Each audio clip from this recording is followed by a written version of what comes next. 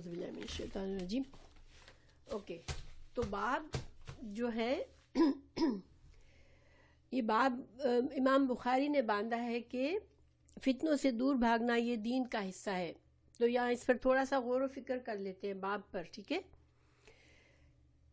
تو یہاں پر ایمان کا نام کہیں بھی نہیں آیا، ٹھیک ہے. امام بخاری نے یہ نہیں کہا کہ ایمان کا حصہ ہے دین. تو دین کا حصہ کہنے سے امام بخاری کا جو موقف تھا، امام بخاری جو بلیو کرتے تھے وہ یہ کہ ایمان اور دین اور اسلام یہ سب جو ہے وہ ایک دوسرے کے مترادف ہیں. یعنی اگر ان میں سے کوئی بھی لفظ اگر اکیلا استعمال ہوتا ہے تو اس میں پورا معنی آ جاتا ہے، جو کہ ایمان میں پورا معنی آتا ہے، دین میں بھی وہی معنی آتا ہے، اور اسلام بھی میں بھی وہی معنی آتا ہے. تو یہ ایک دوسرے کی جگہ پر استعمال ہوتے ہیں. اس وجہ سے کتاب الایمان میں امام بخاری نے دین جو ہے، دین کا حصہ ہے بھاگنا، دین میں شامل ہے فتنوں سے بھاگنا. تو اب امام بخاری نے یہاں پر یہ باب باندھا. اس کا ہمیشہ کوئی مقصد ہوتا ہے، ہر باب میں امام بخاری کا ایک مقصد ہوتا ہے. یہاں پر کیا مقصد ہے کہ انسان کا جو ایمان ہے وہ گھٹنے اور بڑھنے والی چیز ہے، ٹھیک ہے. جیسے کہ شروع سے یہ بات ہر باب میں ساتھ ساتھ چل رہی ہے، دوسرے مسائل کے ساتھ ساتھ یہ بات امام بخاری ساتھ ساتھ اس کو واضح کرتے جاتے ہیں، اور ساتھ ساتھ ہر حدیث سے اپنے اس موقف کو اور مضبوط کرتے جاتے ہیں. تو اور اس کی کیوں اہمیت ہے، اس کی کیا اہمیت ہے، یہ میں پہلے بتا چکی ہوں کہ کیوں اتنا امام بخاری نے اتنا اسٹریس کیا ہے کہ کتاب الایمان کے ہر باب میں کوئی مسئلہ واضح کیا ہے، لیکن اس مسئلے کے ساتھ ساتھ باب میں ایک اور مقصد چھپا ہوا ہوتا ہے، اور وہ ہوتا ہے کہ ایمان ایک جامد چیز نہیں ہے. ایمان جو ہے وہ گھٹنے بڑھنے والی چیز ہے، اور اس کی اہمیت میں پہلے بھی بتا چکی ہوں، اور اس کی اہمیت میں پوائنٹس میں اب بتا رہی ہوں کہ اس سے مطلب یہ ہے کہ انسان یہ مطمئن نہ ہو جائے کہ میں مسلمان کے گھر میں پیدا ہوا ہوں تو میں مسلمان ہوں، مجھے کوئی خطرہ نہیں ہے، اور وہ اپنے اعمال سے غافل ہو جائے، اپنے اخلاق سے غافل ہو جائے اور غفلت میں زندگی گزار دے. کیونکہ یہ جو خرابی تھی وہ ان مسلمانوں سے پہلے کی قوموں میں آئی کہ ان مسلمان جو تھے وہ بھی مسلمان ہی تھے، اہل کتاب، لیکن ان کے اندر یہ خرابی آ گئی کہ ان کو یقین ہو گیا کہ صرف ہمارا اہل کتاب ہونا ہماری بخشش کے لیے کافی ہے. تو ایک تو یہ پوائنٹ ہے کہ ایمان جو ہے، امام بخاری نے اس کو بار بار سمجھایا کہ ایمان ایسی چیز نہیں ہے کہ انسان مطمئن رہے کہ میں مسلمان ہوں، میرے اندر ایمان ہے اور میری آخرت جو ہے وہ سیف ہے. دوسرا، امام بخاری کے زمانے میں بھی اور آج بھی بہت سے لوگ جو ہے وہ عقیدے کی خرابی کی وجہ سے گمراہ ہوتے ہیں. تو یہ ایک طرح سے عقیدے کی اصلاح ہے کہ انسان جب یہ سمجھ لے کہ میرے ایمان کو کوئی خطرہ نہیں ہے، میرا ایمان تو بس میں مسلمان ہوں، یہ کافی ہے، تو یہ ایک عقیدے کی خرابی ہے. اور آج آپ دیکھیں گے کہ ینگ جنریشن میں بہت سے لوگ نہ نماز پڑھنا ضروری سمجھتے ہیں، نہ کوئی بھی عبادات جو فرض عبادات ہیں ان کو ضروری سمجھتے ہیں، مگر وہ کیا سمجھتے ہیں، ہم مسلمان ہیں کیونکہ ہم اچھے انسان ہیں اور ہم مسلمان ہیں تو ہمارے لیے کافی ہے اتنا. اور یہ بھی ایک عقیدے کی خرابی ہے. اس سے انسان اپنے لیے بہت ہی اپنے لیے بہت نقصان میں اپنے آپ کو ڈال رہا ہے، کیونکہ یہ زندگی جو ہے وہ صرف ایک دفعہ کی ہے. اسی زندگی میں ہم کو اپنے ایمان کو ثابت کرنا ہے، اللہ سبحانہ تعالیٰ کو اپنے ایمان سے راضی کرنا ہے، اور جب تک ہم اس دنیا سے رخصت ہونے سے پہلے اپنے اعمال سے، اپنے ایمان سے، اپنے رویے سے، اپنی فرما برداری سے اللہ کو راضی نہیں کر لیں گے تو ہمارے لیے آخرت میں خطرہ ہے. تو اس وجہ سے یہ بے حد ضروری چیز ہے. اس وجہ بار بار امام بخاری ہر مرتبہ یہ مقصد ان کا ہوتا ہے باب میں کہ ہم سمجھ لیں کہ ایمان جو ہے وہ ایک گھٹنے اور بڑھنے والی چیز ہے. تو یہاں پر جو ایکسٹریم کنڈیشنز جب ہو جائے، جب انسان کو خطرہ ہو جائے کہ اب میرا ایمان یہاں سیف نہیں ہے، ایسے حالات ہو جائے امت کے اندر، مسلمان ملک کے اندر، مسلمان معاشرے میں ایسے حالات پیدا ہو جائے کہ اللہ کی نافرمانی اتنی عام ہو جائے کہ انسان اپنے آپ کو بچا ہی نہ پائے، تو وہ خطرناک ماحول ہوتا ہے جس میں انسان کا ایمان کو خطرہ پڑ جاتا ہے۔ تو ایسے حالات میں اپنے ایمان کی حفاظت کے لیے اس ماحول کو چھوڑ کے کہیں ویرانے میں چلا جانا بھی، یہ بھی ایمان کا حصہ ہے، یہ بھی اجر و ثواب کا ذریعہ ہے۔ تو دیکھیں آج جو ہے، اگر ہم سچ معنوں میں اگر غور کریں، آج واقعی امت مسلمہ فتنوں کے دور سے گزر رہی ہے۔ مسلمانوں میں اتنی خرابیاں ہیں اور مسلمانوں کو اتنے خطرات ہیں، دوسرے نان مسلم سے اتنے خطرات ہیں، لیکن مسلمان جن کے پاس پیسہ ہے، جن کے پاس پاور ہے، وہ بالکل بے خطر اپنی دنیا کو سنبھالے ہوئے ہیں۔ مسلمانوں کے لیڈرز بالکل ہی صرف ان کو اپنی ریاست، اپنی حکومت کو بچانے کی حد تک فکر ہے، اس سے آگے ان کو امت کی خیر اور بھلائی کی کوئی فکر نہیں ہے۔ اسی طرح عوام جو ہے، ہر لیول پر عوام میں بھی یہی ہے کہ بس میرا فائدہ کیا ہے، میں اپنے فائدے تک دیکھوں۔ تو یہ آج کی جو حدیث ہے یہ بہت زیادہ ہم سے ریلیٹڈ ہے، ہم کو اس میں غور و فکر کرنے کی ضرورت ہے۔ تو یہ تو باب کا مقصد ہے، ٹھیک ہے۔ اب ہم انشاءاللہ حدیث پڑھتے ہیں۔ حدثنا، ہم سے بیان کیا، عبداللہ ابن مسلمہ نے، عبداللہ ابن مسلمہ نے ہم سے بیان کیا، عن مالک، انہوں نے مالک سے، عن عبد الرحمن، انہوں نے عبد الرحمن ابن عبداللہ ابن ابی صعصع سے بیان کیا، اور انہوں نے اپنے ابی ہی، عن ابی ہی، انہوں نے اپنے والد سے بیان کیا۔ وہ یہاں پر جو یہ راوی ہیں عبداللہ، ٹھیک ہے، عن عبد الرحمن، یہ عبد الرحمن جو ہے وہ اپنے والد عبداللہ سے بیان کرتے ہیں۔ تو یہاں پر ایک راوی کون ہے؟ یہ عبداللہ ابن مسلمہ ہے، دوسرے راوی مالک ہے، تیسرے عبد الرحمن ہے، چوتھے عبداللہ بن ابی صعصع ہیں، اور پانچویں ابو سعید الخدری ہیں، ٹھیک ہے۔ تو انہوں نے عن ابی سعید الخدری سے بیان کیا، انہو، انہوں نے کہا، قال رسول اللہ، فرمایا رسول اللہ صلی اللہ علیہ وسلم نے،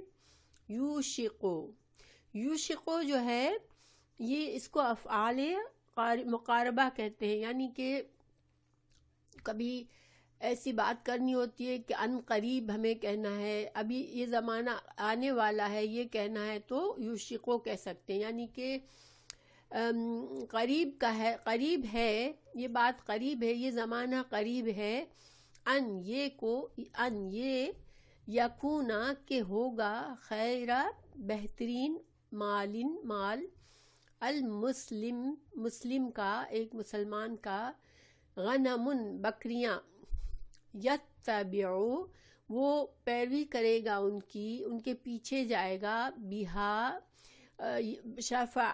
شعف الجبال، پہاڑوں کی چوٹیوں پر ان کو لے کے جائے گا، یعنی ان کے پیچھے پیچھے پہاڑوں کی چوٹیوں پر چڑھے گا۔ اور بکریاں جو ہے وہ پہاڑوں کی چوٹیوں پر کیوں چڑھتی ہیں؟ تاکہ وہ اپنا پیٹ بھر لے، پہاڑوں پر جو بھی ان کے لیے غذا ہے، جو نباتات ہیں، اس سے وہ اپنا پیٹ بھر سکے۔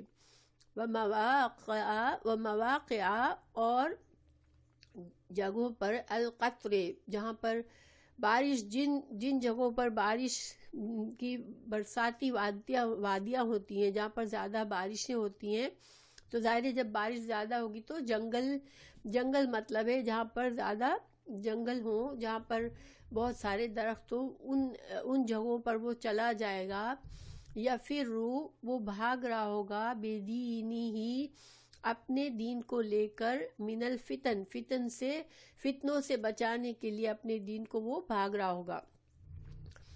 تو اس کا ترجمہ ہم پڑھتے ہیں. ہم سے اس حدیث کو عبداللہ بن مسلمہ نے بیان کیا، انہوں نے اسے مالک سے نقل کیا، انہوں نے عبد الرحمن بن عبداللہ بن ابی صعصع سے، انہوں نے اپنے والد عبداللہ سے اس حدیث کو بیان کیا. انہوں نے ابو سعید خدری سے نقل کرتے ہیں کہ رسول اللہ صلی اللہ علیہ وسلم نے فرمایا، وہ وقت قریب ہے جب مسلمان کا سب سے عمدہ مال اس کی بکریاں ہوگی، جن کے پیچھے وہ پہاڑوں کی چوٹیوں اور برساتی وادیوں میں اپنے دین کو بچانے کے لیے بھاگ جائے گا. اس حدیث کو امام بخاری نے 33, 36, 64, 95 اور 70, 88 پر نقل کیا ہے. ٹھیک ہے، تو اس میں نے دیکھا بہت سی جگہوں پر سند مختلف ہے. ٹھیک ہے، اور تھوڑی تھوڑی ورڈنگ بھی مختلف ہے. تو میں نے ایک اور حدیث بھی، یہ 3600 بھی آپ کے لیے یہاں پر لکھی ہے، اس کو بھی پڑھ لیتے ہیں. حدثنا ابو نعیم حدثنا عبد العزیز ابن ابی سلمہ، یہ دو الگ راوی ہیں پہلے راویوں سے. ٹھیک ہے، لیکن آگے وہی جو ہے سند جو ہے وہ وہیں پہ مل جاتی ہے. عبد الرحمن ابن ابی صعصع سے ان ابیہ ان ابی سعید الخدری رضی اللہ عنہ قال، سعید انہوں نے کہا، قال لی یہ قالا، یہ کس کا قال، اس نے کہا یہ بات، یہ جو ہے جو ابی صعصع ہیں، جو عبد الرحمن کے والد ہیں، وہ اپنے بیٹے کو بتا رہے ہیں کہ مجھے ایک بار ابو سعید خدری نے کہا. ٹھیک ہے، تو قال لی، مجھ سے کہا، انی بے شک، اراکا، میں تم کو دیکھتا ہوں، تحب، تم محبت کرتے ہو، الغنم، بکریوں سے، وتتخذها، اور تم ان کی نگہداشت کرتے ہو، ان کو پالتے ہو، فاصلحها، تو تم ان کو اچھی طرح سے پالو. اصلح جو ہے صلاح جو ہوتا ہے وہ کسی ہر طرح کی خرابی کو پاک کرنا، اور اچھی طرح سے ان کی تم نشو و نما کرو. واصلح رعاتها، اور اس کے منہ کی، اس کے ناک کی بھی اصلاح کرو، یعنی کہ بکریوں کو پاکیزہ غذا کھانے دو. بعض اوقات جانور ہے کوئی گندی چیز میں بھی منہ ڈالتا ہے، تو اس کو اچھی غذا دو.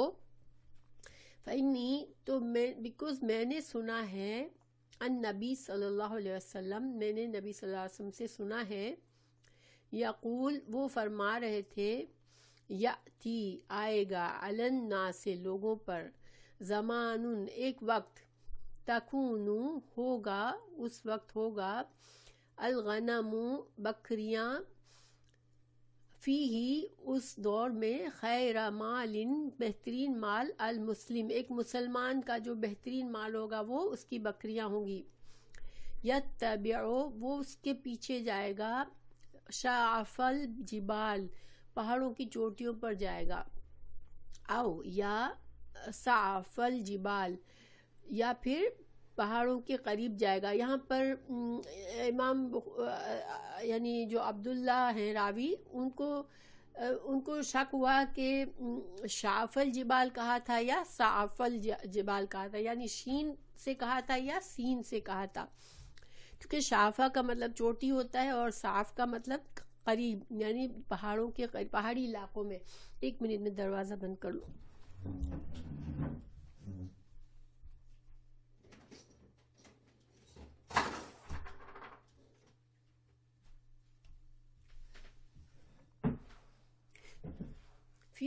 فی مواقع القطر، اور بارش کی وادیوں میں، بارش گرنے کی جگہوں پر، یا پھر وہ بھاگ رہا ہوگا، بدین ہی، اپنے دین کو لے کر، من الفتن، فتنوں سے دور بھاگ رہا ہوگا. تو جو کہ ان میں دونوں میں تھوڑا سا فرق ہے، اس لیے میں نے آپ کو دونوں حدیثیں سنا دی. اچھا، اب اس حدیث میں ہمیں کیا سیکھنے کو ملا؟ تو دیکھیں، اگر ہم پورا غور کریں، جو 4 اور مقامات پر غور کرتے ہیں، امام بخاری نے اس حدیث کو لکھا ہے، تو ہمیں اس سے کافی فائدے نظر آ رہے ہیں اس حدیث میں. ٹھیک ہے، تو میں 33 میں ہمیں کیا فائدہ نظر آیا کہ یہ اس کو امام بخاری نے کتاب بدع الخلق، یہ جو حدیث میں نے پڑھی دوسری 36 نمبر کی، اچھا نہیں یہ 33 نمبر کی جو ہے، اس کو امام بخاری نے بدع الخلق، مخلوق کی پیدائش کی کتاب میں درج کیا ہے، اور اس میں باب باندھا ہے مسلمان کا بہترین مال بکریاں ہیں جن کو چرانے کے لیے پہاڑوں کی چوٹیوں پر پھرتا ہے۔ تو اس جگہ پر امام بخاری نے اس سے کیا فائدہ لیا ہے کہ رسول اللہ صلی اللہ علیہ وسلم نے اس حدیث میں بکریوں کی فضیلت بتائی، تو کہ ایک وقت آئے گا کہ مسلمان کا جو بہترین مال ہوگا، متاع ہوگی، وہ بکریاں ہوں گی۔ تو ظاہر ہے کہ اس کا مطلب ہے بکریوں میں کوئی خوبی ہے، کوئی فضیلت ہے، جس وجہ سے رسول اللہ صلی اللہ علیہ وسلم نے یہ فرمایا۔ تو اگر ہم غور کریں تو بکریوں میں کیا خوبی ہوتی ہے؟ بکری جو ہے وہ اللہ کی ایک ایسی مخلوق ہے جس کو اللہ تعالیٰ نے انسانوں کے فائدے کے لیے بنایا ہے، ٹھیک ہے؟ اس میں اللہ تعالیٰ نے اس میں بہت سے فائدے رکھے ہیں۔ پہلی بات یہ ہے کہ بکریوں کی دیکھ بھال کرنا آسان ہوتا ہے، بہت ہی غریب قسم کا جانور ہے کہ وہ اس کو کنٹرول کرنا آسان ہے۔ بکریوں کو لے کے چرواہا جو ہے وہ اس کو نکلتا ہے، اور پھر دوسری بات یہ کہ اس کی غذا کے لیے اس کے مالک کو زیادہ اہتمام نہیں کرنا پڑتا، وہ خود سے اس کو بس چرانے کے لیے لے جایا جاتا ہے اور وہ خود سے اپنا پیٹ بھر لیتی ہیں، یعنی اس کے لیے ایڈیشنل ایکسپینس کر کے اس کے لیے غذا کا انتظام نہیں کرنا پڑتا۔ تو یہ ایک آسان چیز ہے انسانوں کے لیے۔ پھر جو انسان بکریوں کی دیکھ بھال کرتا ہے خود اس کے اندر بھی صبر اور سکون آ جاتا ہے، اس کی طبیعت میں سکون ہوتا ہے۔ کیونکہ دیکھیں جہاں بھی بکریاں رکیں گی، پھر کھائیں گی، چرتی پھریں گی، پھر وہ تھوڑا آگے بڑھے گا، تو ایک طرح سے اس کے لیے صبر چاہیے کہ بکریاں اپنا جب تک وہ اپنا چر رہی ہیں ان پر نظر رکھتا ہے، پھر وہ آگے بڑھتا ہے۔ تو انسان کے اندر ایک تربیت ہے اس میں، ٹھیک ہے؟ ایک انسان کے اندر تربیتی پہلو یہ ہے کہ انسان کے اندر حفاظت کا ایک جذبہ آتا ہے کہ یہ ان کی مجھے حفاظت کرنی ہے۔ ظاہر بکریوں کو خطرہ بھی ہوتا ہے کہ کوئی بھیڑیا نہ آ جائے، کوئی وحشی جانور آ کے ان کو نہ اٹھا لا جائے۔ تو ایک تو یہ ہے کہ اس شخص کے اندر حفاظت کی کوالٹی آتی ہے کہ اپنے اندر جو ہے اس کی حفاظت کی جائے۔ پھر اس کے اندر صبر اور سکون آ جاتا ہے کہ وہ ادھر ادھر بے سمجھی سے اگر بھاگ رہی ہیں اس کی بکریاں تو وہ اس کو آسانی سے کنٹرول کرتا ہے، ان کو صبر کے ساتھ کنٹرول کرتا ہے، تو اس کے اندر پیشنس بلڈ ہوتے ہیں۔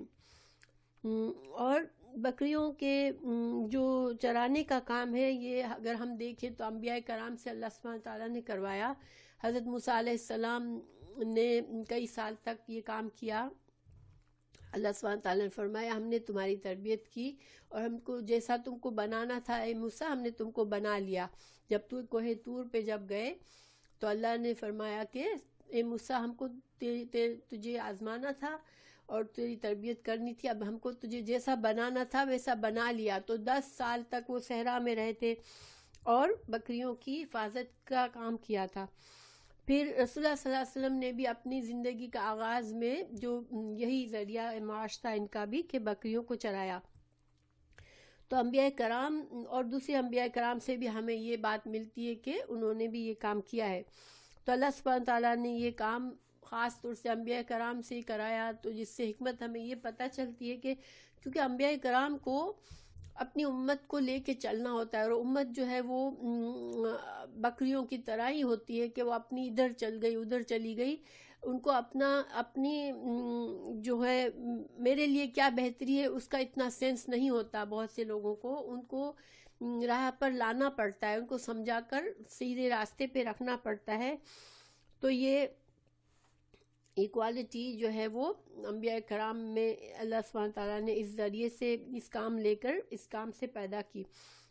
پھر بکریوں میں برکت بھی ہوتی ہے، کیونکہ آپ دیکھیں کہ اتنی بکریوں کو ذبح کیا جاتا ہے لیکن پھر بھی اس کی کمی نہیں ہوتی، حالانکہ دوسرے جانوروں کو جن کو کھایا نہیں جاتا، جو جنگلی جانور ہیں جو ان کے اندر اگر اس قدر کثرت ہو تو پھر دنیا میں وحشی جانور ہر طرف پھیل جائے، لیکن اللہ تعالیٰ نے بکریوں میں برکت دی ہے. وہ ایک سال میں ایک بکری 2 بار بچے جنم دیتی ہے. تو بکریوں کے یہ فائدے ہیں. پھر ان کا دودھ بہت مفید ہوتا ہے، ان کا گوشت بھی نسبتاً زیادہ فائدہ مند ہوتا ہے. تو یہ سارے اس کے اندر فائدے اللہ نے رکھے ہیں. اور اس کے سائیڈ نوٹ اگر ہم یہ دیکھیں کہ اللہ کی چونکہ بدل خلق، امام بخاری نے اس حدیث کو مخلوق کی بناوٹ پر غور و فکر کرنے کے لیے اس کتاب میں ڈالا جس نے تمام مخلوقات پر ہم کو غور و فکر کرنا سکھایا. ساری ایسی احادیث جمع کی جس سے ہمیں اللہ کی مخلوق کے بارے میں پتہ چلتا ہے.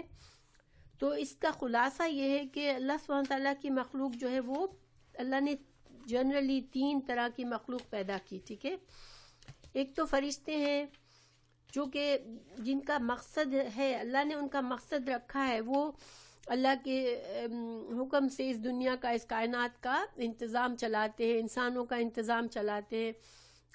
لیکن ان کے کوئی اپنی ضروریات نہیں ہوتی ہے. فرشتوں کو کوئی جا کے اپنی رزق کمانے کی ضرورت نہیں ہے، نہ ان کو کھانے پینے کی ضرورت ہے. ٹھیک ہے، ان کی کوئی ضرورت نہیں ہے. یہ ایسی مخلوق ہے جن کو صرف اللہ نے مقصد سے پیدا کیا ہے، وہ اللہ کے حکم کی پابندی کرتی ہیں، اللہ کی عبادت کرتی ہے. That's it. ان کو اپنی ذاتی طور پر کوئی وقت نہیں چاہیے، کوئی ان کے لیے کوئی ان کو نعمتیں نہیں چاہیے اللہ کی. پھر ایک انسان مخلوق ہے جس کو اللہ نے زندگی میں ضروریات بھی دی ہیں اور اس کے مقاصد بھی ہیں. تو انسان جو ہے، کوئی انسان نہ دنیا کو چھوڑ سکتا ہے، نہ اپنے آخرت کے مقصد کو چھوڑ سکتا ہے.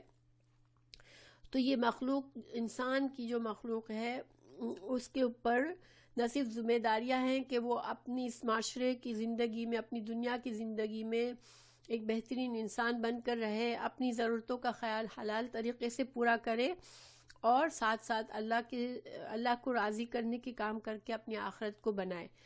تو انسان کے اوپر دونوں چیزیں موجود ہیں. اگر ہم جانور جو تیسری مخلوق ہے، اس کے اندر کوئی مقصد نہیں ہے. جانور جو ہے وہ ان کی ضروریتیں کھاتے پیتے ہیں، اور جو ان کی اپنی خواہش پوری کرتے ہیں اور زندہ رہتے ہیں، اور جب ان کو اللہ تعالیٰ نے انسانوں کے فائدے کے لیے بنایا ہے. تو اس سے بھی ہمیں یہ پتہ چلتا ہے کہ انسان جو ہے وہ سب سے اعلیٰ مخلوق ہو گئی، کہ اس کو مقصد بھی پورا کرنا ہے. اللہ نے اس کے لیے ایک اعلیٰ مقصد بھی رکھا ہے اور اس کے لیے ضروریات بھی رکھی ہے. تو انشاءاللہ اس کے اوپر میں مزید بات کروں گی. ابھی صرف پوائنٹس میں آپ کو مخلوق کے بارے میں بتایا، کیونکہ یہ حدیث جو ہے بدء الخلق سے ہے. اچھا، پھر حدیث نمبر 3600 جو ہے، جو ابھی ہم نے پڑھی، یہ جو ہے فضیلتوں کے بیان میں کتاب الفضائل، کتاب المناقب، امام بخاری نے کتاب المناقب میں ذکر کی ہے. اور اس میں اس لیے لائے ہیں کہ بکری کی فضیلت اور بکری کے خصوصیات کا ذکر فرما سکے. تو یہ اس وجہ سے یہاں پر آئی ہے. اور اس میں ہم دیکھتے ہیں کہ اس حدیث میں تھوڑا سا ورڈنگ زیادہ ہے، کہ حضرت ابو سعید خدری رضی اللہ عنہ نے عبداللہ اس حدیث کے راوی کی تعریف کی کہ تم یہ بہت اچھا کام کر رہے ہو، کہ تم بکریوں کی دیکھ بھال کرتے ہو، یہ ایک عمدہ اور فضیلت والا کام ہے. تو اب آگے جو حدیث ہے 6495، وہ امام بخاری نے کتاب الرقاق میں ذکر کی ہے، دل کو نرم کرنے والی باتیں. تو اس میں باب باندھا ہے العزلۃ راحۃ من خلات السوء، بری صحبت سے تنہائی بہتر ہے. تو اس میں امام بخاری نے یہ فائدے لیے اس حدیث سے کہ انسان جو ہے، اس کا ایمان سب سے قیمتی چیز ہے. ٹھیک ہے، اگر ایک مسلمان کے اطراف میں ہر طرف بری صحبت ہے، برائی پھیلی ہوئی ہے، مسلمان معاشرہ، مسلمان امت جو ہے وہ خرابیوں سے گزر رہی ہے، اس حد تک فتنے بڑھ گئے ہیں، کہ اس حد تک برائیاں بڑھ گئی ہیں کہ انسان جو ہے وہ اس کے لیے اپنے لیے نیکی کرنا مشکل ہو رہا ہے، اپنے لیے ایمان کی حفاظت کرنا مشکل ہو رہا ہے. تو بہتر ہے کہ انسان تنہا رہے. تو یہ باب باندھ کے اس حدیث کو لائے ہیں. تو اس سے ہمیں یہ فائدہ ملتا ہے کہ دیکھیں، انسان کی صحبت جو ہے وہ ایک بہت اہم چیز ہے اسلام میں. اللہ تعالیٰ نے ہمیں یہ سکھایا ہے کہ ہم اپنی صحبت جو ہے وہ کن لوگوں کے ساتھ ہم وقت گزارتے ہیں وہ سوچ سمجھ کر ہم چوز کریں. ٹھیک ہے، انسان اگر اور ہم غور کریں کہ ہمارا کیا مقاصد ہے. ہم فلاں لوگوں کے گروپ میں بیٹھتے اٹھتے ہیں، ان کے ساتھ زیادہ وقت گزارتے ہیں، تو ہمارا کیا مقصد ہے ان کو چوز کرنے کے لیے. اگر ان کے ساتھ رہ کے ہم کو ہمارا دین کا فائدہ ہے، ہمارا دل اللہ سے جڑتا ہے، ہمیں اللہ کی یاد زیادہ آتی ہے، ہمیں نیکی کرنا آسان ہوتا ہے، تو یہ صحبت جو ہے وہ اسلام میں پسندیدہ ہے.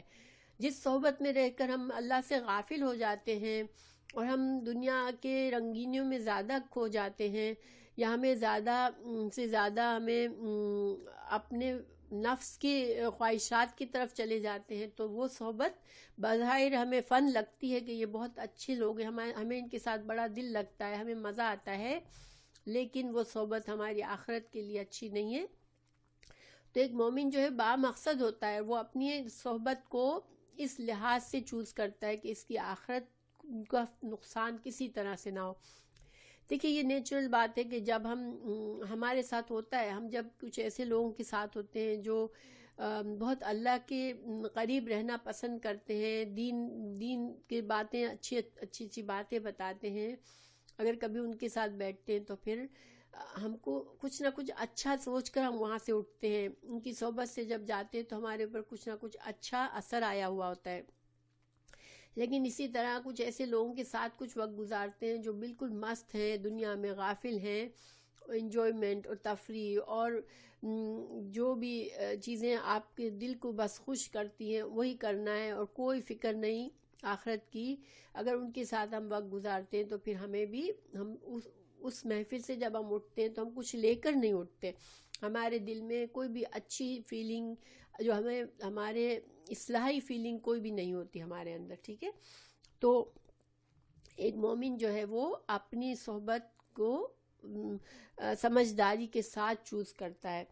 اور اگر ہم ایسی صحبت میں ہیں جو دین سے غافل لوگ ہیں تو پھر ہم اس مقصد کے لیے جائیں کہ ہم انشاءاللہ اللہ کے فضل سے ان کے لیے اصلاح کریں گے. اگر ہمارا یہ مقصد نہیں ہے تو ہمارا اس صحبت میں رہنا ہمارے لیے بہت خطرناک اور نقصان دہ اور اللہ کو ناراض کرنے والا ہے.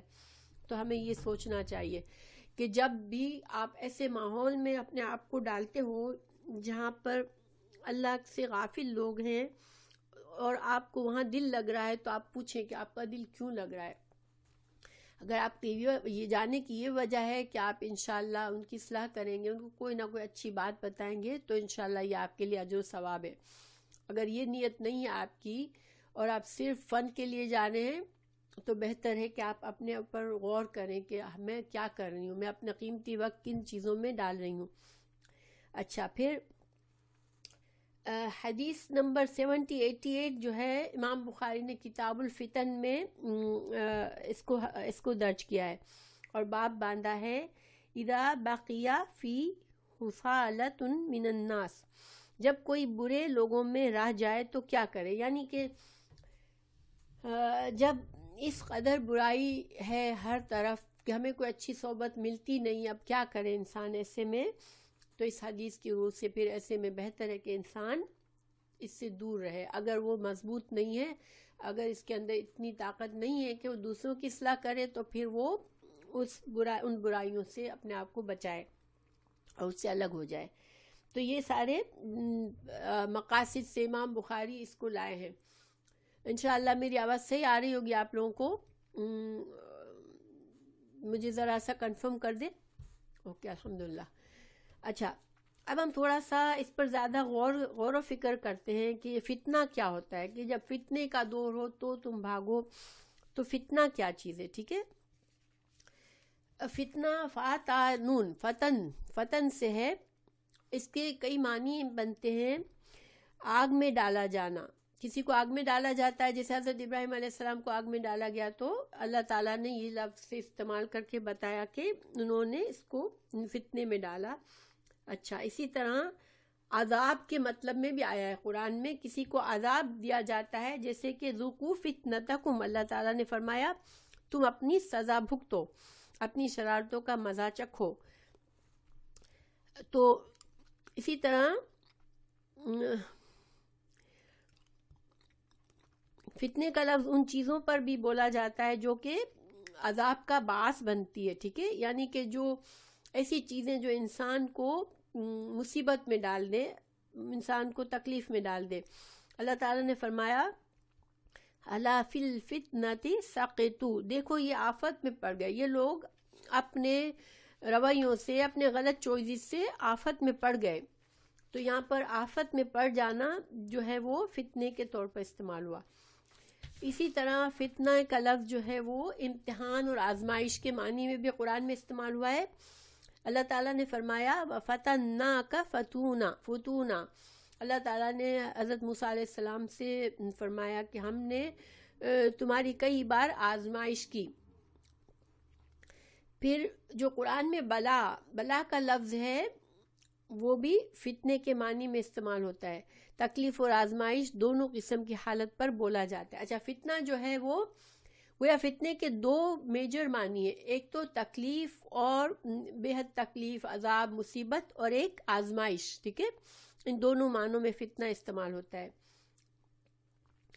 تو فتنہ جو ہے اللہ تعالیٰ نے قرآن میں فرمایا وَلَنَبْلُوكُمْ بِالشَّرِّ وَالْخَيْرِ فِتْنَةً، ہم تم لوگوں کو سختی اور آسودگی میں آزمائش کے طور پر مبتلا کرتے ہیں. تو یہاں پر آزمائش کے معنی میں کہ اللہ سبحانہ تعالیٰ نے ہمیں اطلاع دی کہ اللہ اپنے بندوں کو کبھی سختی سے آزماتا ہے اور کبھی اچھی خوشگوار زندگی دے کے آزماتا ہے. گویا کہ دنیا میں نہ تو نہیں، یہ جب آزمائش کے معنی میں ابھی مزید بتاؤں گی تو آپ کو کلیئر ہو جائے گا. ٹھیک ہے انشاءاللہ. کہ دیکھیں اللہ سبحانہ تعالیٰ نے فرمایا یہاں پر کہ اللہ تعالیٰ بندوں کو جب نعمتیں دیتا ہے تو وہ بھی ایک آزمائش ہوتی ہے، اور جو اللہ تعالیٰ جب سختی، بیماری، مصیبت، تکلیف دیتا ہے وہ بھی آزمائش ہوتی ہے. تو ہم جو ہے بندے جو ہیں جب ہمیں نعمتیں ملتی ہیں تو ہم سمجھتے ہیں کہ اللہ ہم پر مہربان ہو رہا ہے. ٹھیک ہے، اور جب مصیبت آتی ہے تو ہم سمجھتے ہیں اللہ تعالیٰ ہم سے ناراض ہے، ہم کو سزا دے رہا ہے. مگر اللہ تعالیٰ نے کیا فرمایا کہ خوشی اور خوشحالی اور تنگی یہ دونوں چیزیں آزمائشیں ہیں اللہ کی طرف سے، اور جو اللہ تعالیٰ نے تم کو بتا دیا کہ وہ اللہ تم کو آزمائے گا، کیونکہ یہ دنیا آزمائش کی جگہ ہے.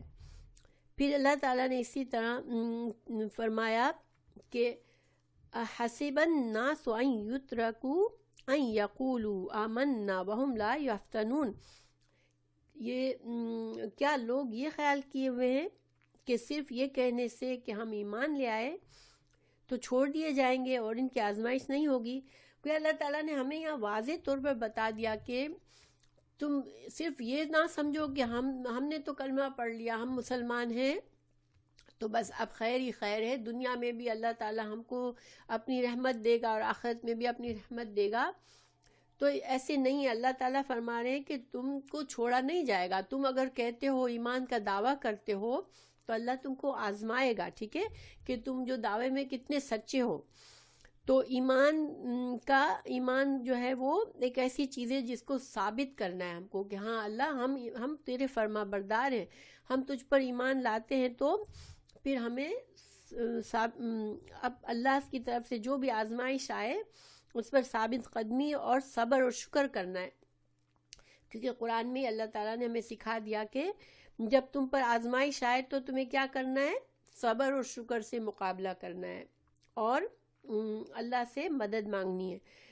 تو یہ ساری چیزوں سے ہمیں خلاصہ کیا ہے کہ فتنہ جو ہے وہ بعض اوقات فتنے کی نسبت اللہ تعالیٰ کی طرف کی جاتی ہے کہ اللہ نے فتنے میں ڈالا. ٹھیک ہے، بعض اوقات انسانوں کے گناہوں اور انسانوں کی شرارتوں کی وجہ سے فتنہ اٹھتا ہے، وہ ایک طرح سے عذاب اور سزا ہے. اللہ کی طرف سے جو فتنے کی نسبت کی جاتی ہے وہ آزمائش ہے.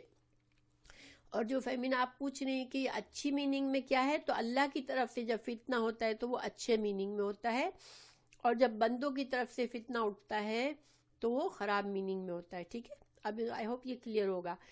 اب اللہ تعالیٰ نے ہمیں بتا دیا کہ تمہیں فتنہ ہوگا، تمہارے ساتھ آزمائش آئے گی، مگر تم آزمائش میں صبر اور شکر کرنا ہے۔ اللہ تعالیٰ نے اپنے پیارے بندوں کو، جو سب سے پیارے بندے ہیں، جیسے حضرت ابراہیم خلیل اللہ کو بہت زیادہ آزمائش میں ڈالا، رسول اللہ صلی اللہ علیہ وسلم کو بہت زیادہ آزمائش میں ڈالا، اسی طرح انبیاء کرام سے جو اللہ کے پیارے بندے ہوتے ہیں ان پر سب سے زیادہ آزمائشیں آتی ہیں، اور اسی طرح نیک بندوں پر عام جو بالکل ایسے لیول کے بندے ہوتے ہیں جو کہ جن کا ایمان بہت پختہ نہیں ہوتا، ان پر اللہ تعالیٰ کم آزمائش ڈالتا ہے۔ جن کا ایمان پختہ ہوتا ہے اللہ ان پر زیادہ آزمائش ڈالتا ہے۔ کیوں؟ کیونکہ اللہ ان کی درجات بلند کرنا چاہتا ہے۔ وہ بندہ اپنی کوشش کر رہا ہوتا ہے تو اللہ سبحانہ تعالیٰ اس کو موقع دیتے ہیں کہ اے بندے اس آزمائش میں تم اللہ کو ثابت کر دو کہ ہاں تمہارا ایمان پکا ہے، تو تمہارے لیے بلند درجات ہیں، ٹھیک ہے۔ تو اب لوگوں کی طرف سے فتنہ کیا ہوتا ہے؟ قرآن میں اللہ تعالیٰ نے فرمایا وَالْفِتْنَةُ أَشَدُّ مِنَ الْقَتْلِ، کہ دین سے گمراہ کرنے کا فساد جو ہے وہ قتل اور خون ریزی سے بھی بڑھ کر برا گناہ ہے۔ تو یہ جو ہے یہ فتنہ جو انسانوں کی وجہ سے اٹھتا ہے، انسانوں کی نافرمانی کی وجہ سے اٹھتا ہے، یہ جو ہے یہ برا فتنہ ہے، اس سے بچنا۔ یہ جو اس حدیث میں ہمیں بھاگنے کی جگہ ہے کہ فتنوں سے بھاگو، فتنوں سے پناہ طلب کرو، یہ فتنہ ہے جو لوگوں کا فتنہ ہے، ٹھیک ہے۔ کیونکہ اللہ کی طرف سے آزمائش آنے پر تو ہمیں صبر و استقامت کرنی ہے اور دین پر جمے رہنا ہے۔ تو اللہ تعالیٰ انسانوں کی طرف سے جو فتنہ اٹھتا ہے اس کے اسباب کیا ہوتے ہیں کہ انسانوں کو جب اللہ تعالیٰ کسی قوم کو اللہ تعالیٰ بہت خوشحالی دیتا ہے اور جس قوم میں بہت زیادہ فراوانی آ جاتی ہے، وہ قوم جو ہے وہ اپنے آپ کو اللہ سے بے نیاز سمجھتی ہے، ٹھیک ہے۔ وہ قوم جو ہے وہ بھول جاتی ہے کہ میرے تمام نعمتوں کا دینے والا صرف اللہ ہی ہے، اور اللہ کسی لمحے بھی میری تمام نعمتیں چھین سکتا ہے۔ تو اس کے اندر تکبر آ جاتا ہے، خود غرضی آ جاتی ہے، دین سے دوری آ جاتی ہے، لوگوں کے حقوق کو پامال کرتا ہے ایسا انسان۔ اس کے اندر حرص ہوتی ہے کہ وہ جتنا بھی اس کو ملا ہے اس سے زیادہ وہ جمع کرے، دنیا پرستی اور گناہوں کی زیادتی، یہ ساری چیزیں جو ہیں وہ فساد کا ذریعہ بنتی ہے، فتنے کا ذریعہ بنتی ہے، اور اس کی بے شمار مثالیں ہیں۔ ہم کو اس کے بارے میں اگر آپ سوچیں، ہم بتانے کی بھی ضرورت نہیں ہے۔ فرعون بہت بڑا فتنہ تھا، اور آج کے دور میں ہم دیکھ رہے ہیں اپنی آنکھوں سے کہ جس کے پاس جتنا زیادہ مال ہے اتنا زیادہ وہ غرور تکبر میں اور دنیا میں گرا ہوا ہے، انلیس کہ اللہ نے جس کو محفوظ کیا کہ اس کو مال بھی دیا، لیکن وہ اللہ کا فرما بردار بن کے اپنے مال کو اللہ کی رضا کے لیے استعمال کرتا ہے۔ ورنہ خوشحالی جو ہے وہ ایک بہت بڑی آزمائش ہے۔ دیکھیں، بیماری اور تنگ دستی یہ ایسی چیزیں ہیں کہ انسان کو ہلاتی ہیں تو وہ اللہ کی طرف پلٹتا ہے، تو وہ آزمائش انسان کے لیے زیادہ آسان ہوتی ہے۔ بظاہر ہم پسند نہیں کرتے کہ ہم بیمار ہوں یا ہم خدا نخواستہ مالی پریشانی میں ہوں یا کسی طرح کی مصیبت میں ہوں، اور ہمیں پناہ مانگنی بھی چاہیے، ٹھیک ہے، کیونکہ فتنے یا آزمائشیں بہت خطرناک بھی ہو سکتی ہے کہ انسان اپنے ایمان سے ہٹ جائے اور انسان غلط طریقے پہ چلا جائے۔ کیونکہ جب یہ آزمائش آتی ہے ایسے میں اللہ کی ناشکری کے الفاظ انسان ادا کرتا ہے تو وہ گناہ گار بن جاتا ہے۔ اس وجہ سے ہمیں دعا یہی مانگنی چاہیے کہ اللہ تعالی ہمیں اپنی طرف سے بھی آزمائشوں میں ہمارے ساتھ آسانی کرے، کیونکہ ہم بہت کمزور لوگ ہیں، ٹھیک ہے۔ اللہ سے ہمیں دعا ہر وقت مانگنی چاہیے۔ حضرت عمر فاروق نے بھی دعا مانگی، انشاءاللہ میں آپ کو بتاتی ہوں۔ انہوں نے دعا کی رضینا باللہ ربا وبالاسلام دینا وبمحمد رسولا ونعوذ باللہ من سوء الفتن، کہ ہم اللہ کے دین پر راضی ہیں اور اسلام ہمارا دین ہے، اس پہ راضی ہیں، اور محمد صلی اللہ علیہ وسلم ہمارے رسول صلی اللہ علیہ وسلم، اس کے پر ہم راضی ہیں، اور ہم آزمائشوں اور برائیوں سے اللہ کی پناہ طلب کرتے ہیں۔ تو فتنہ، چاہے اللہ تعالیٰ کی طرف سے آزمائش بھی انسان کو مانگنی نہیں چاہیے، کیونکہ ہم بہت کمزور ہیں۔ اللہ نہ کرے ہم سے اگر آزمائش میں غلط بات ہو گئی، اللہ کی ناشکری ہو گئی، تو اس سے ہمارا ایمان خطرے میں پڑ سکتا ہے۔ اس لیے دعا تو ہمیشہ فتنوں سے بچنے کی کرنی چاہیے، لیکن فرق کو سمجھنا چاہیے، ٹھیک ہے؟ اب آ گیا، آزمائش آ گئی اللہ کی طرف سے، انسان نے پناہ مانگی، پھر بھی اللہ نے پسند کیا کہ اس بندے کو آزمانا ہے، پھر ہمیں کیا کرنا ہے؟ پھر صبر اور شکر کرنا ہے، اور اللہ سے دعا مانگنی ہے، اس میں پھر ناشکری نہیں کرنی ہے۔ اور جو برائیاں انسان کے فتنوں کا ذریعہ بنتی ہے، ہمیں ان سے کانشیسلی بچنا ہے۔ ٹھیک ہے؟ طوفان اچانک سے نہیں آتا، ٹھیک ہے؟ طوفان کے آثار ہوتے ہیں۔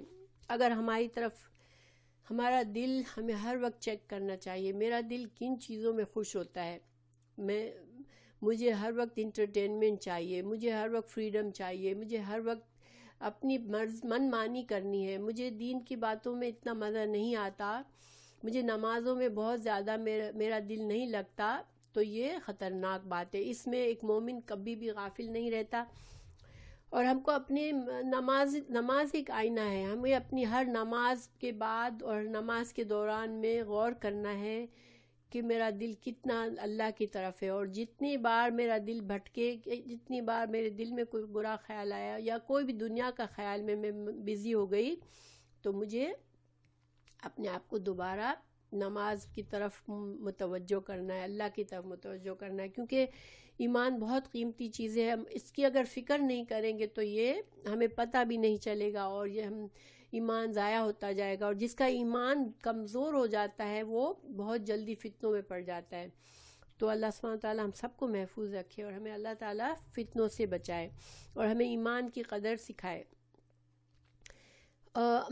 فتنوں کی ایک وجہ اللہ کی نافرمانی کے کام ہوتے ہیں، تو ہمیں اپنے پر نظر رکھنی چاہیے کہ ہم اپنے روزانہ کے معاملات میں، دیکھیے بہت سے کام ہمیں معلوم ہوتے ہیں کہ یہ اللہ تعالیٰ کو نہیں پسند، اور ہم سے ہو جاتے ہیں، تو اگر ہو جاتے ہیں تو ہمیں پھر لاپرواہی نہیں کرنی۔ اللہ نے ہمیں کہا غیبت نہیں کرنی، اللہ نے ہمیں جھوٹ سے منع کیا ہے، ہمیں دوسروں کے حق تلفی سے منع کیا ہے، ہمیں تکبر سے منع کیا ہے۔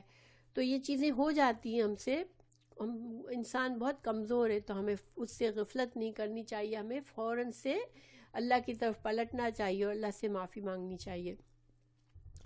پھر قرآن اور حدیث میں جا بجا ان لوگوں کی مذمت کی گئی ہے جو ایسے فتنوں کو وجود میں لاتے ہیں۔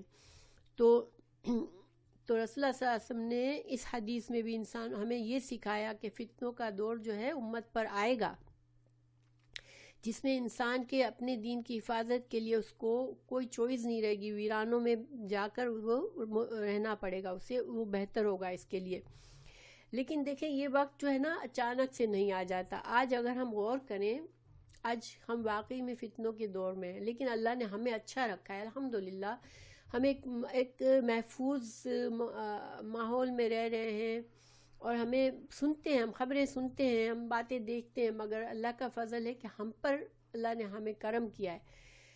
مگر اس کا یہ مطلب نہیں کہ ہم غافل رہیں، ٹھیک ہے؟ ہمیں کچھ نہ کچھ کرنا ہے۔ اب کیا کر سکتے ہیں؟ ہم تو اکیلے ہیں، کمزور ہیں، ہم کیا کر سکتے ہیں؟ تو ہم اپنے دین کو سب سے پہلے اپنی اصلاح پر کڑی نظر رکھیں، اور پھر اپنے ماحول میں جس کو بھی ہم سمجھا سکتے ہیں، جس پر بھی ہمارا بس چلتا ہے اس کو سمجھائیں۔ اللہ تعالیٰ کے جو رسول اللہ صلی اللہ علیہ وسلم کے صحابہ کرام، وہ ایک دوسرے کو سمجھاتے تھے سورہ العصر پڑھ کے کہ دیکھو وَتَوَاصَوْا بِالْحَقِّ وَتَوَاصَوْا بِالصَّبْرِ کرو، ایمان کے ساتھ نیک اعمال کرو، اور ایک دوسرے کو حق کی تلقین کرو، ایک دوسرے کو صبر کی تلقین کرو۔ یہ بہت اہم سورہ ہے، اگر آپ لوگ ہو سکے تو اس کی تفسیر ضرور پڑھیں۔ انشاءاللہ میرا دل بھی چاہتا ہے کہ ایک بار اچھی طرح اس کی تفسیر ہم کریں، کیونکہ یہ ہماری زندگی میں اس کو پکڑنے کی سخت ضرورت ہے اس سورہ کو، بیکاز ہم لوگ اس کے بالکل بھی اس کے اوپر نہیں چل رہے۔ ہم جو ہیں اس میں 4 باتیں کہی گئی ہیں، لیکن ہم اس سے بہت غافل ہیں اور بہت دور ہیں۔ تو ہمیں اللہ تعالیٰ توفیق دے کہ ہم نہ صرف اپنے ایمان کی فکر کریں، اپنی اولاد کی، ہمارے دوستوں احباب کی، ہمارے ماحول کی ہم فکر کریں انشاءاللہ۔ تو اگر ہر مسلمان اپنے اپنے طور پر کرے گا تو اللہ تعالیٰ اسلام ایسا کبھی وقت سے ہمیں بچائے گا کہ ایسا فتنہ آ جائے کہ ہمیں اپنے ایمان کو بچانے کے لیے کہیں بھاگنا پڑے، ٹھیک ہے۔ تو ہمیں یہ جو حالات ہیں یہ کون سے حالات، ورنہ دیکھیں انسان، اسلام ہمیں یہ نہیں سکھاتا کہ انسان فوراً بھاگے کوئی مصیبت آئے تو، کیونکہ ایک معاشرتی دین ہے، ہم کو بہت سے معاشرتی کام بتائے گئے ہیں۔ جمعے کی نماز کیوں فرض ہے؟ تاکہ ایک معاشرے میں سب اجتماع ہو اور اصلاح کی باتیں ہوں۔ اسی طرح بیماروں کی تیمارداری کے لیے کیوں حکم دیا گیا ہے؟ اسی طرح ہمیں یتیموں اور کمزوروں کا خیال کرنے کے لیے کہا گیا ہے۔ اسی طرح ہمیں اصلاحی کاموں میں صلح رحمی کے لیے ہمیں کہا گیا ہے، ہمیں سلام کو عام کرنے کے لیے کہا گیا ہے۔ تو دین اسلام جو ہے رہبانیت کو نہیں سکھاتا، ٹھیک ہے۔ رہبانیت وہ ہے کہ انسان سب کو چھوڑ کے الگ ہو جائے کہ میں اللہ کی عبادت کروں۔ دین اسلام ہمیں یہ نہیں سکھاتا۔ ہمیں عام حالات میں اگر ہم یہ چیزیں نہیں کریں گے جن کو ہمیں معاشرے کو ایک اچھا بنانے کی ضرورت ہے، تو پھر فتنے آ سکتے ہیں، اور پھر ہم ان فتنوں میں پڑھ کر ہمارے لیے رہنا مشکل ہو سکتا ہے۔ اللہ تعالیٰ ہمیں محفوظ رکھے، کیونکہ اللہ تعالیٰ نے قرآن میں فرمایا کہ وَاتَّقُوا فِتْنَةً لَا يُصِيبَنَّ الَّذِينَ ظَلَمُوا مِنْكُمْ خَاصَّةً، اور اس فتنے سے ڈرو جو خصوصیت کے ساتھ انہی لوگوں پر واقع نہ ہوگا جو تم میں سے گنہگار ہیں۔ یہ آیت ہمیں کیا سکھاتی ہے کہ دیکھیں گناہ کو ماحول میں ہمارے جو بھی ہے، ہمارے دوست احباب میں ہم کسی کو دین سے غافل دیکھتے ہیں تو ہم کو بے حس نہیں ہونا ہے، ہمیں ان کی فکر کرنی ہے۔ ہمیں سب سے پہلے اپنی فکر کرنی ہے، اپنی اولاد کی فکر کرنی ہے، پھر اپنے دوست احباب میں فکر کرنی ہے۔ اگر ہم یہ فکر چھوڑ دیں گے اور اللہ کی نافرمانی بڑھتی چلی جائے گی تو پھر فتنہ آتا ہے، ٹھیک ہے۔ تو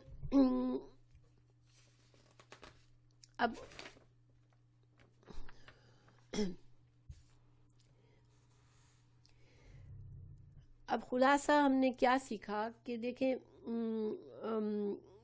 جو اللہ تعالیٰ کے جو بھی احکامات ہیں، بعض ہم میں سے دیکھیں اگر ہم واقعی میں آنیسٹلی غور کریں، ہم بہت سی چیزوں پہ نہیں عمل کرتے، ہمیں پتہ ہے یہ ضروری ہے، ہم نہیں کرتے، تو ہمیں یہ لاپرواہی ہم کیوں ہے کہ ہم سیف فیل کر رہے ہیں۔ اور یہ سب سے بڑے خطرہ ہوتا ہے کہ جب اپنے اچھے حالات میں انسان اللہ سے غافل ہے اور اپنی حد تک بس قائم کہ بس میں تو ٹھیک ہوں، میرا ایمان تو ٹھیک ہے، میں تو انف کرتی ہوں، نمازیں بھی پڑھتی ہوں، تھوڑا بہت دین بھی سیکھتی ہوں اور تھوڑا بہت دنیا کے تفریح بھی کرتی ہوں، تو میں بالکل ٹھیک ہوں۔ ایک مومن کا یہ شیوا نہیں ہوتا۔ یہ جو سکون اور اطمینان ہوتا ہے عمل کے بارے میں، وہ منافقت کی علامت بتائی گئی ہے۔ مومن ہمیشہ چیک رکھتا ہے اپنے اوپر، ہمیشہ فکر کرتا ہے کہ یہ دنیا بہت قیمتی وقت ہے میرا، اس میں مجھے وقت ضائع نہیں کرنا اور میرے اعمال پر میں نظر رکھوں۔ تو اس میں ہمیں جو رسول اللہ صلی اللہ علیہ وسلم کی ایک حدیث ہے کہ ایک اعرابی نے پوچھا کہ یا رسول اللہ کون سا شخص جو ہے وہ سب سے بہتر ہے؟ تو آپ صلی اللہ علیہ وسلم نے فرمایا کہ وہ شخص، یہ بھی بخاری کی حدیث ہے، ٹھیک ہے، وہ شخص جس نے اپنی جان اور مال کے ذریعے جہاد کیا، اور دوسرا وہ شخص جو کسی پہاڑ کی کھو میں ٹھہرا ہو اپنے رب کی عبادت کرنے کے لیے اور لوگوں کی برائیوں سے محفوظ رکھتا ہے خود کو۔ تو یہ دو ایکسٹریم آپ صلی اللہ علیہ وسلم نے اس حدیث میں ہمیں بتائی، ہمیں کہیں ان بٹوین رہنا ہے، ٹھیک ہے، کیونکہ جو شخص ہم جہاد کے قابل تو ہے نہیں کہ جا کے ہم جہاد کریں گے، ٹھیک ہے، ہم تو بہت کمزور لیول پر ہیں، ہمارا ایمان بھی بہت کمزور ہے، تو چلو ہم جا کے محاذ پر لڑیں گے نہیں، لیکن اپنے نفس سے جہاد کرنا ضروری ہے ہمارے لیے۔ اور دوسری بات جو بہترین انسان ہے کہ جب دیکھے کہ میرا ایمان خطرے میں تو وہ سب کو چھوڑ دے، تو ہم بھی وہ تو کرنے والے نہیں ہیں، لیکن ہم ہر لمحہ اپنے ایمان پر نظر رکھ سکتے ہیں کہ میرا ایمان کہیں اس حد تک نہ پہنچ جائے، میرے ایمان کو ایسا خطرہ نہ ہو جائے کہ پھر میرے لیے اس ایمان پر رہنا مشکل ہو جائے۔ حضرت عثمان رضی اللہ عنہ کی جب شہادت ہوئی تو بہت بڑا مسلمان امت کو فتنہ پیش آیا، جس میں بڑے بڑے صحابہ اس فتنے سے نہ بچ سکے، ٹھیک ہے۔ اور کبھی ہم ہسٹری پڑھتے ہیں اور ہمیں دین کی زیادہ سمجھ نہیں ہوتی تو ہم کہتے ہیں یہ کیسے ہو سکتا ہے، حضرت علی اور حضرت عائشہ میں جنگ ہو گئی، یہ کیسے ہو سکتا ہے، حضرت علی اور حضرت معاویہ میں جنگ ہو گئی، اتنے مسلمانوں کے ہاتھوں قتل ہو گئے، تو ہم بڑا جج کرتے ہیں، ہارشلی جج کرتے ہیں ہم اس کے بارے میں۔ جب ہمیں زیادہ نالج نہیں ہوتی تو ہم جو ہے وہ اور بہت سے لوگ اتنا ایریگنس میں چلے جاتے ہیں کہ وہ کہتے ہیں دیکھو جب صحابہ کرام کیا یہ حالت تھی تو ہم کہاں ہیں، تو ہم تو جو بھی کریں ہمارے لیے صحیح ہے۔ تو نہیں، یہ ساری مثالیں ہمارے لیے، اور اگر ہم ہسٹری پڑھیں تو ہمیں پتہ چلتا ہے کہ یہ فتنوں کا دور یہ اللہ تعالیٰ کی مشیت تھی کہ یہ صحابہ کرام جو کہ جن کو جنت کی بشارت تھی وہ بھی اپنے آپ کو نہ بچا سکے۔ تو فتنے اتنی خطرناک چیز ہے، اسی وجہ سے فتنوں سے بچنے کے لیے دعا کرنے کی ضرورت ہے کہ وہ دور اتنا خطرناک تھا کہ اس میں اتنے بڑے بڑے صحابہ کرام بھی ایک بھنور کی طرح اس میں گر پڑے اور اس سے اپنے آپ کو بچا نہ سکے۔ تو ایک اور حدیث سے ہمیں پتہ چلتا ہے کہ ایک صحابی سلمہ بن اقوا تھے، اسی زمانے میں حضرت عثمان رضی اللہ عنہ کے بعد جب فتنے ہوئے تو وہ اپنے شہر کو چھوڑ کر وہ کسی چھوٹے سے گاؤں میں چلے گئے اور وہیں پہ زندگی گزار رہے تھے۔ لوگوں نے ان پر تنقید کی کہ آپ یہ کیا کر رہے ہو، آپ سب کو چھوڑ کر آپ چلے گئے ہو اور آپ اس فتنے کو ختم کرنے کی کوشش میں ساتھ نہیں دیتے ہو۔ تو انہوں نے اسی حدیث کا حوالہ دیا کہ یہ آپ صلی اللہ علیہ وسلم سے میں نے سنی تھی کہ جب فتنوں میں تم کو ڈر ہو ایمان کا تو تم چلے جاؤ وہاں سے۔ تو بہرحال اللہ سبحانہ تعالیٰ ہمیں وقت سے پہلے، دیکھیں مصیبت جب آتی ہے، جب انسان بہت بے بس ہو جاتا ہے، بوکھلا جاتا ہے، آج جو ہے ہمارے لیے وقت ہے کہ ہم اپنے آپ کو اس معاملے میں کمزور نہ سمجھیں۔ ایمان کی بڑی قوت ہے، ہم اپنے ایمان کی حفاظت کریں، زیادہ سے زیادہ قرآن اور حدیث سے جڑ کے رہیں، اپنی محفلوں میں یہ اہتمام کریں کہ ہم بالکل سارا وقت ہنسی مذاق میں نہ گزار دیں، بلکہ ہر محفل میں ہم جب جمع ہوں تو ہم کوشش کریں کہ کوئی نہ کوئی اللہ کو راضی کرنے والی، اللہ کی یاد دلانے والی بات کریں تاکہ وہ محفل ہمارے لیے اجر و ثواب کا ذریعہ بن جائے۔ اور جو لوگ بہت زیادہ دنیا پسند ہیں ہمیں ان سے بہتر ہے کہ ان سے بہت زیادہ کلوزنس نہ رکھیں۔ تو یہ ایک امام بخاری نے دوسری جگہ جب اس حدیث کو بیان فرمایا تو وہاں پر ہمیں یہ سمجھایا گیا، جو کتاب و رقاق دل کو نرم کرنے والی باتوں میں یہ سمجھایا گیا کہ اسلام جو ہے وہ رہبانیت نہیں سکھاتا، نہ ہی اسلام یہ سکھاتا ہے کہ انسان سب کو چھوڑ کے چلا جائے، ٹھیک ہے۔ اسلام ہمیں یہ سکھاتا ہے کہ ہم اپنی اور اپنے معاشرے کی اصلاح کے کام کرتے رہیں اور ان سب کاموں میں ہمارے لیے اجر و ثواب ہے۔ تو جب اگر انشاءاللہ ہر انسان اس طریقے پر چلے گا تو فتنے ہم سے دور رہیں گے اور اللہ سبحانہ تعالیٰ ہماری حفاظت کرے گا کہ خدا نخواستہ کبھی ایسا وقت آئے کہ ہمیں سب چھوڑ کے ہمیں کہیں اور جانا پڑے۔ اور خاص طور سے ہم جو غیر ملکوں میں رہ رہے ہیں تو ہم پر تو اور زیادہ ذمہ داری ہے کہ ہم اپنی نہ صرف اپنی اصلاح کریں بلکہ دین کے دعوت کا بھی کسی نہ کسی حد تک انتظام کریں کہ ہم اپنے اسلام کی دعوت کو بھی پہنچاتے رہیں۔ تو اللہ سبحانہ وتعالیٰ ہم سب کی مدد کرے، ہمیں اپنی رضا حاصل کرنے کی توفیق دے کہ ہم اللہ کی رضا حاصل کریں۔ اللہ تعالیٰ ہمیں فتنوں سے محفوظ رکھے اور اللہ سبحانہ وتعالیٰ ہمیں ایمان کی حفاظت کرنے والا بنائے اور اللہ سبحانہ وتعالیٰ ہم سے راضی ہو، آمین۔ انشاءاللہ ہماری آج کی حدیث مکمل ہوئی۔ اللہ تعالیٰ جو اچھی بات ہمیں توفیق دی، اللہ تعالیٰ ہمیں اس اچھی